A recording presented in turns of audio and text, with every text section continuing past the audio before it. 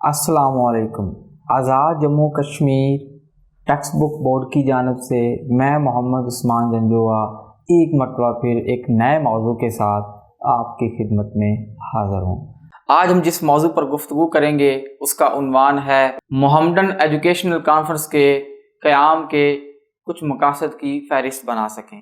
عزیز طلباء و طالبات، ہم اپنی پریویس ویڈیوز کے اندر اس ٹاپک کے اوپر تفصیل سے بات کر چکے ہیں کہ وہ کون سے محرکات تھے یا اس کو بنانے کا سر سید احمد خان کے ذہن میں کیا آئیڈیا تھا، کیا نظریہ تھا جس کے تحت اس پلیٹ فارم کو جو ہے وہ بنایا گیا۔ مگر ہم اپنی آج کی اس ویڈیو کے اندر اس کے چند اہم مقاصد کی نشاندہی کریں گے۔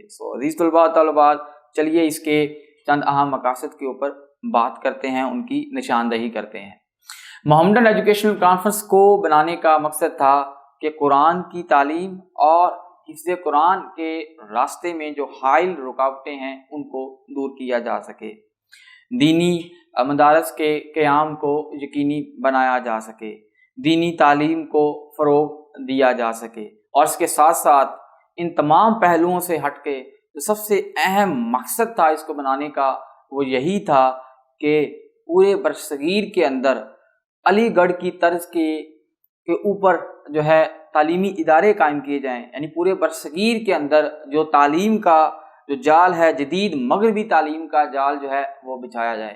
عزیز طلباء و طالبات، یہ تھے محمڈن ایجوکیشنل کانفرنس کے چند اہم مقاصد۔ اس کے ساتھ ہی ہمارا یہ موضوع اپنے اختتام کو پہنچتا ہے۔ بہت جلد ہم آپ کے ساتھ ایک نئے موضوع کے ساتھ حاضر ہوں گے، تب تک کے لیے اللہ حافظ۔